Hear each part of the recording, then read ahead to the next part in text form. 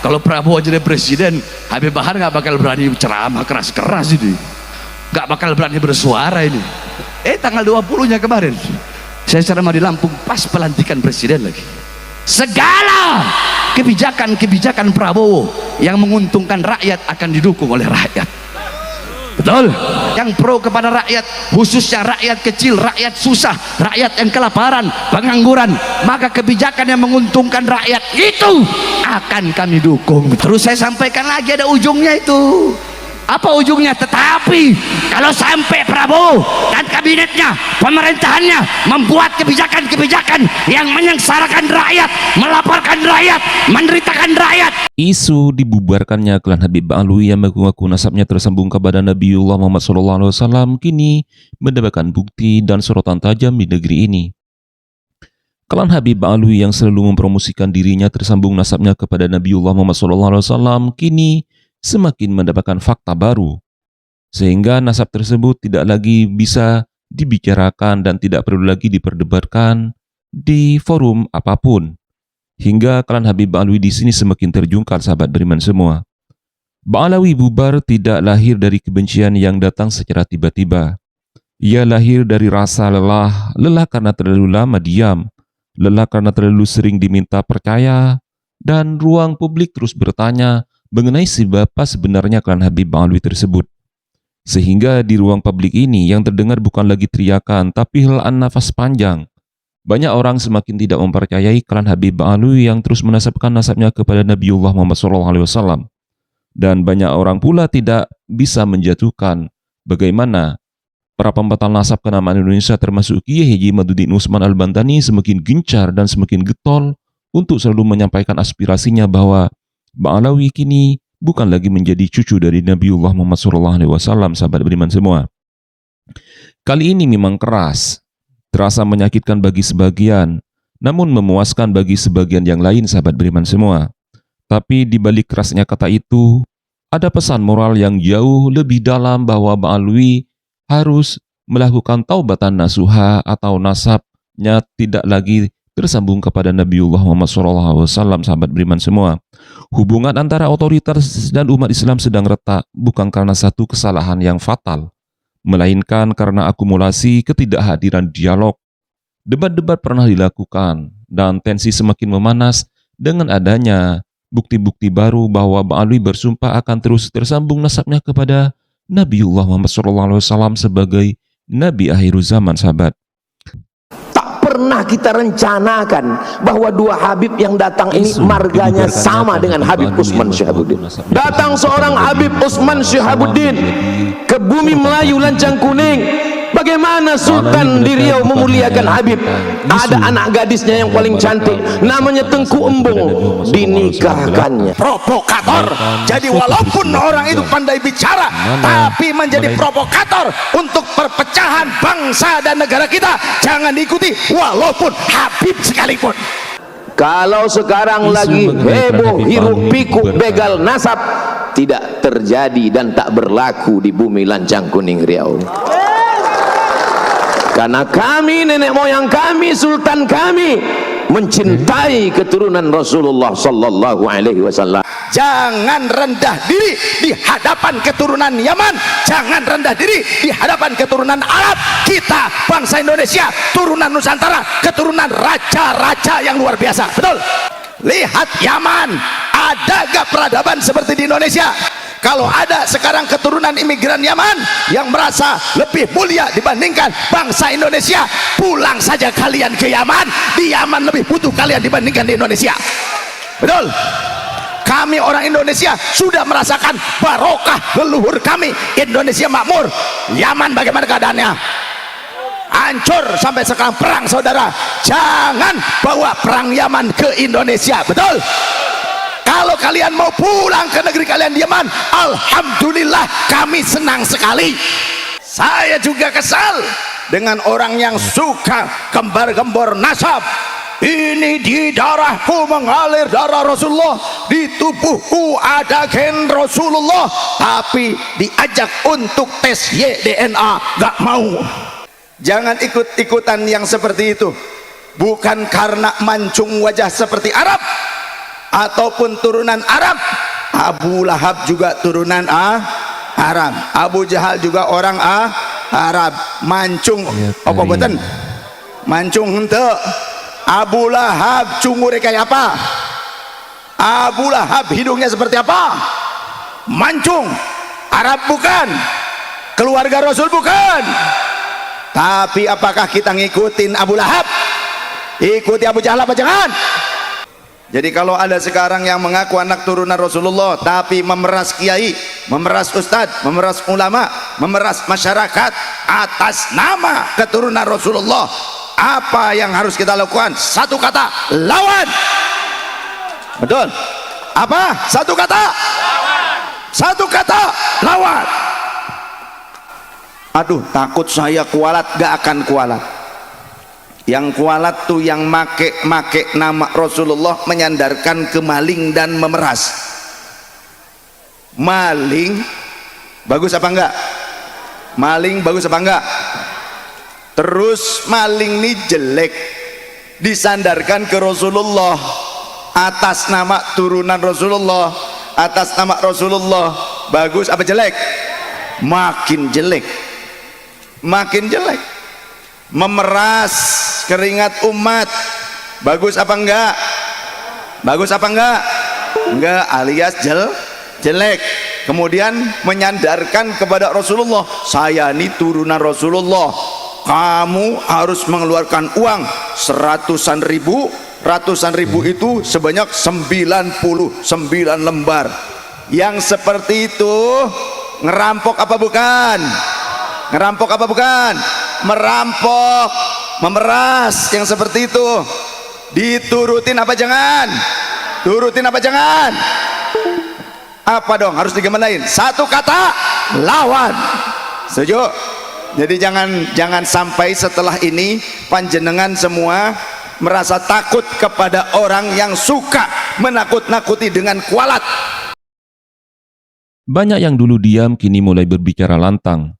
Bukan karena ingin ribut, tapi karena mereka tidak lagi bisa mendengar bahwa colotehan-colotehan dari klan Habib Alwi yang selalu menisbatkan nasabnya kepada Nabiullah Muhammad SAW memang tidak bisa lagi diredangkan.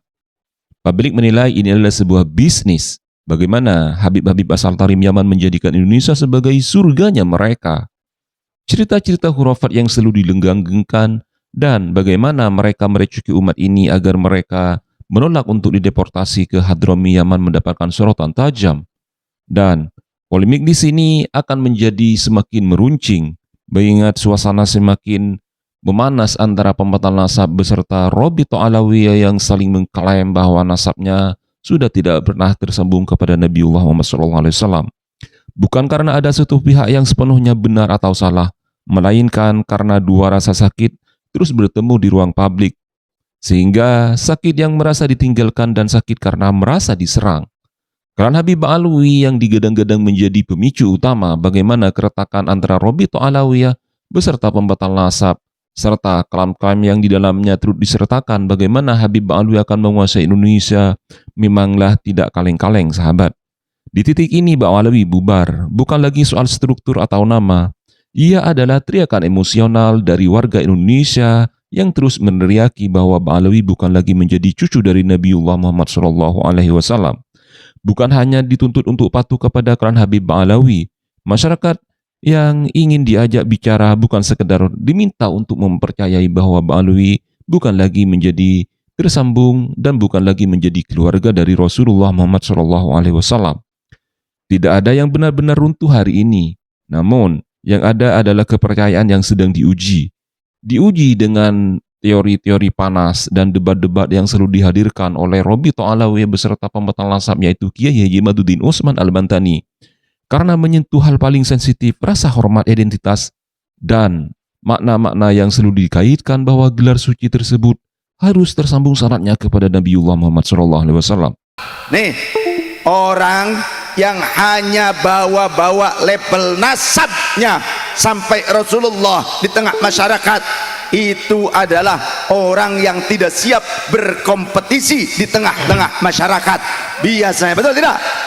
Betul tidak? Gak punya kemampuan yang lain. Betul? Cemen cemen. Biasanya mereka hanya menakut-nakuti umat dengan kualat, ngobrol janji syafaat, dan lebih-lebih ingin hidup nikmat dengan cara memerah keringat umat. Sekali lagi, satu kata, lawan. Ya, jangan kita ditakut-takuti lagi. Saya ingin bela panjenengan semua bangsa Indonesia, panjenengan semua umat Rasul, mau turunan Rasul maupun bukan, jenengan punya hak untuk merdeka, punya hak untuk hidup damai di Indonesia. Siapapun boleh punya hak untuk hidup damai di Indonesia, betul? Jadi nggak usah takut-takut lagi, ditakut-takuti aneh Habib, aneh Sayyid, aneh Syarif, aneh turunan Rasul. Ente kalau nggak ngikutin keinginan aneh, ente kualat.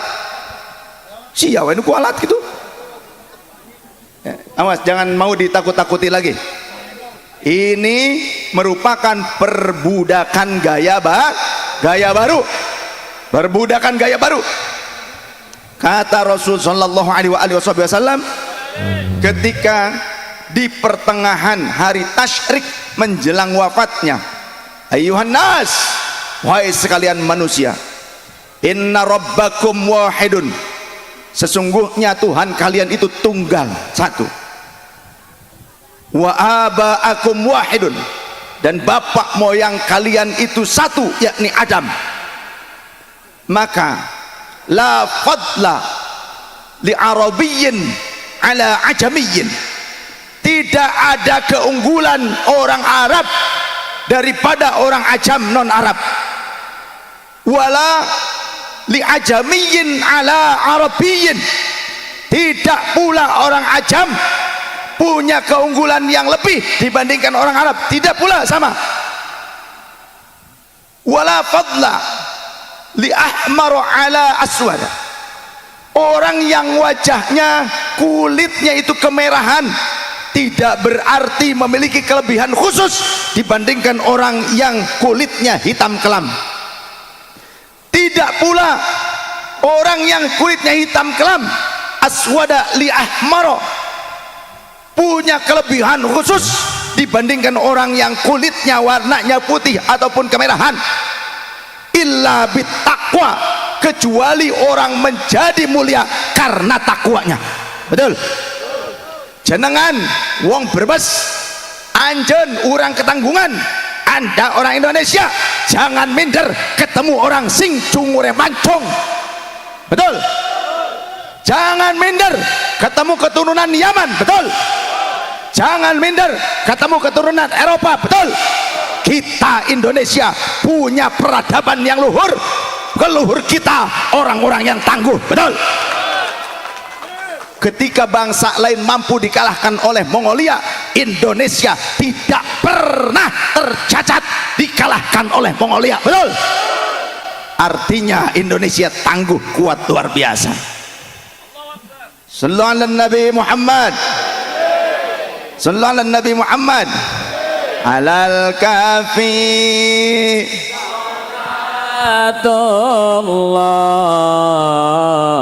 ala syafi salamullah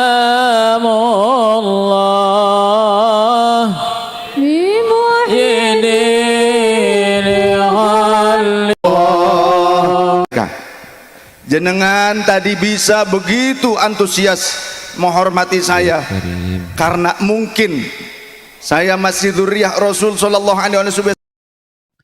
Jika di suatu hari kali nanti Ba'alawi bisa kembali lagi menjadi ranah publik, jika dialog kembali dibuka, maka kata bubar memang tidak bisa lagi dinubatkan dan tidak bisa lagi disematkan kepada klan Habib Ba'alawi. Mereka nasabnya bubar, bukar, dan gugur di tengah-tengah umat yang semakin terlena bahwa Ba'alawi seakan-akan ingin menguasai Indonesia dan masyarakat Indonesia harus menyembah.